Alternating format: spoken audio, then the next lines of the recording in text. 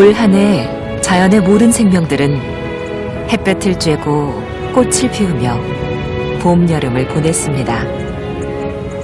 그렇게 뜨거운 청춘의 시절을 보낸 생명들에게 어느새 가을이 찾아왔습니다. 그리고 곧 겨울이 시작되겠죠. 예전의 영화는 사라졌어도 생명을 지탱하는 고든 힘은 차가운 바람 속에도 남아 있습니다. 다가올 봄을 준비하면서 말입니다.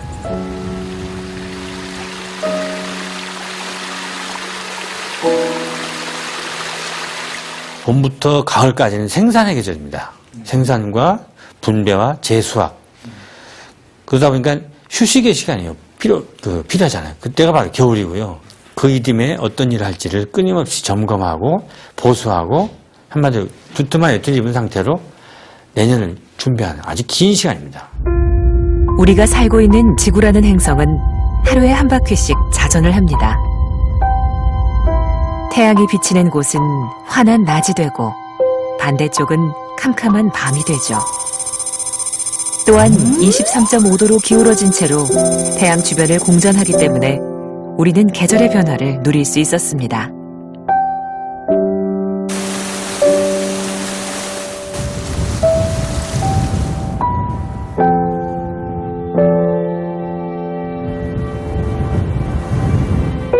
수수만 년 전부터 이루어진 거대한 우주의 약속된 움직임. 이 약속을 통해 만들어진 자연순환의 사이클 덕분에 우리는 삶과 죽음을 이해할 수 있었고 그 안에 깃든 지혜를 얻을 수 있었습니다. 그리하여 오래도록 자연의 사이클에 기대어 살아온 인간에게도 겨울은 긴 휴식의 시간이었습니다.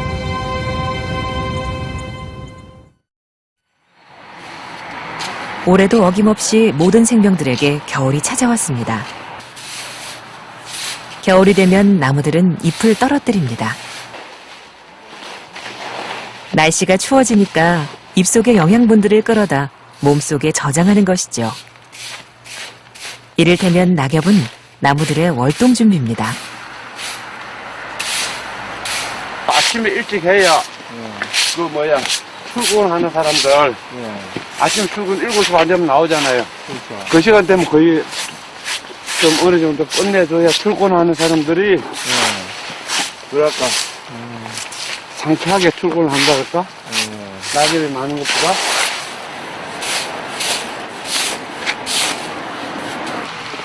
낙엽이 쏟아지는 11월. 도시에서는 거리에 쌓이는 낙엽을 제때 치우지 않으면 생활이 불편해집니다.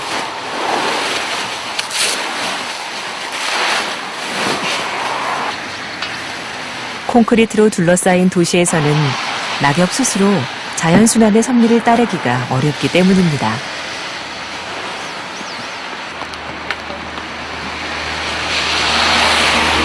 숲에서 나뭇잎은 땅에 떨어진 후 시간이 흐르면 튼튼한 토양을 만드는 밑거름이 되지만 썩지 않는 땅, 콘크리트에 떨어진 도시의 낙엽들은 누군가의 처분을 기다려야 하는 신세가 됩니다. 저희 강동구에 한 연간 1,800톤 정도의 낙엽이 발생하는데 그 중에서 한 3분의 1인 600톤 정도를 그렇게 퇴비로 만들어서 매년 공급을 하고 있습니다.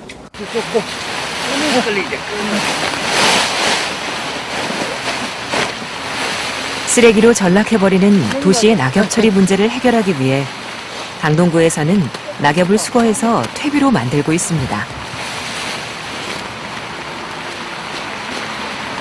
텃밭에 들어가서 밭에 좋지 않은 거, 혹시 유리 조각, 이런 비닐로 이런 거는 밭에 배당이 안 되기 때문에 일일이 구분해가지고 저희가 여기다 발효제도 뿌리고 그래서 퇴비를 만들고 있습니다. 낙엽만 따로 골라내 1년 동안 썩힌 후 관내의 농가에 나눠주고 있습니다.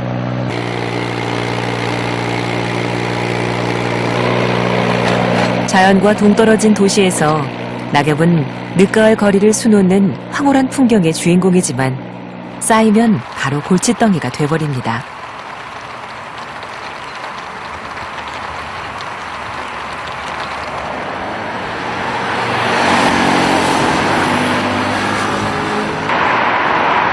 도시의 낙엽은 콘크리트에서 숨을 멈추게 되는 것입니다.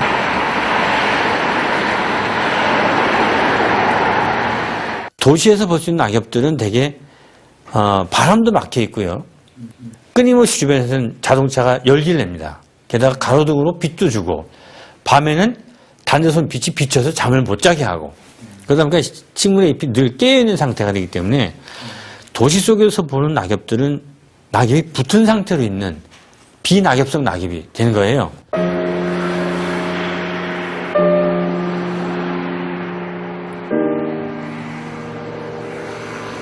낙엽을 만들어야 하는 운명을 가진 나무가 인간이 만든 문명 세계에서 계절을 잃고 살아가고 있습니다.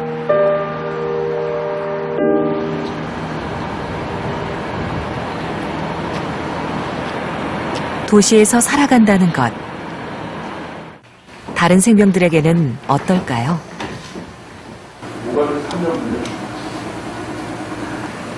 가을에서 겨울로 넘어가는 길목. 우리는 뉴스에서 자주 미세먼지 예보를 접했습니다. 며칠 전만 해도 평균 농도가 30이었습니다. 근데 지금 30에서 40이었는데 지금 시간에는 120, 130이니까 엄청나게 높은 농도를 보이고 있습니다. 미세먼지는 화석연료가 연소되거나 자동차 매연 등의 배출가스에서 나오는 물질로 우리 눈에는 보이지 않을 정도로 작지만 대기를 심각하게 오염시킵니다.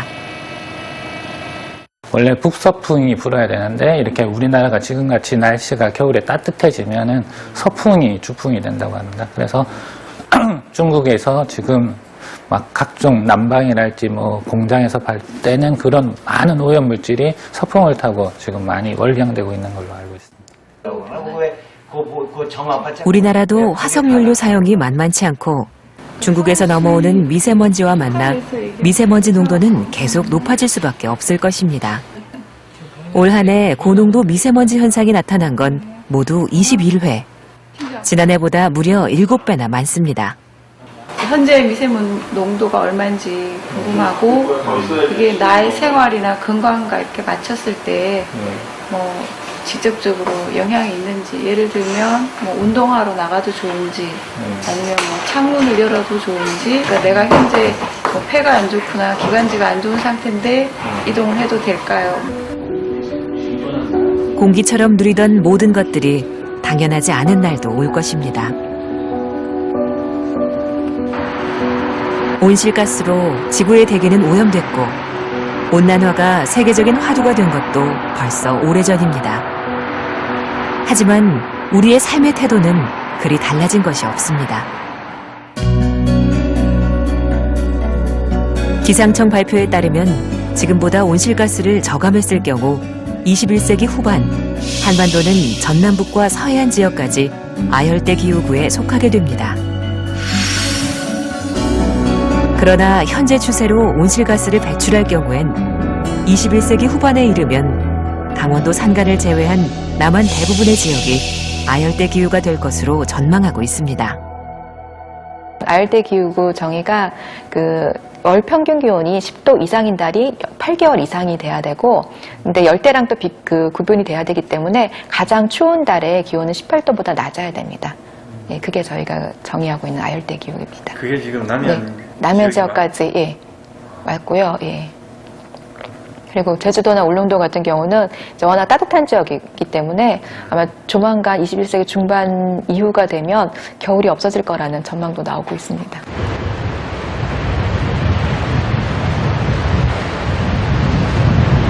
우리나라에서 지구온난화로 인한 기후변화를 가장 잘 볼 수 있는 제주도로 향했습니다. 지난 100년간 전 세계 평균 기온 상승이 0.7도인데 우리나라는 그 2배가 넘는 1.5도. 제주도는 그보다 더 높은 1.6도나 상승한 걸로 알려져 있습니다.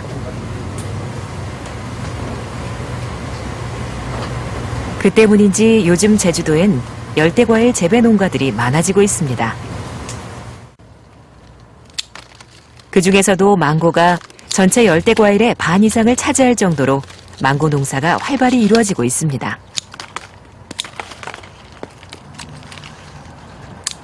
제주도 내에서는 그래도 일조량도 봄에는 조금 덜한데 가을 같은 데는 일조량도 좋고 우선 또 어쨌든 그 한전의 열을 관계 때문에 하기 시작을 한 거지요.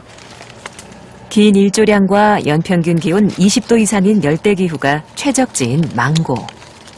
제주도 환경은 망고에게 어떨까요? 열대 과일이기 때문에 햇빛을 많이 받아야 당 합성이 많이 돼가지고 과일이 당도가 높게 됩니다. 그래서 이제 망고는 한 꽃대에 2개 정도 달리는데 이것이 줄을 수직으로 매달으면 사방으로 햇빛이 들어와가지고 햇빛을 많이 받기 때문에 당도가 높아지죠.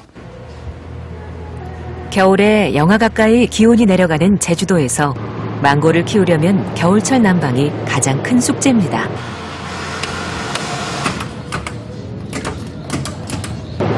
에너지 비용이 너무 많이 들면 경제성이 맞지 않기에 이 농가에서는 하우스 바로 옆 화력발전소에서 쓰고 버리는 폐열을 가져와 하우스 난방을 하고 있습니다. 특히 망고는 꽃이 피는 시기엔 반드시 22도를 유지해야 합니다. 26.7도에 64%네요. 이 정도면 적정 온도가 되는 겁니다. 주간 온도로는 적정 온도입니다. 보통 야간에는 그만. 야간에는 요즘에 22도, 23도 유지하고 있습니다. 이거는 잘 됐다고. 잘 된 거예요. 예.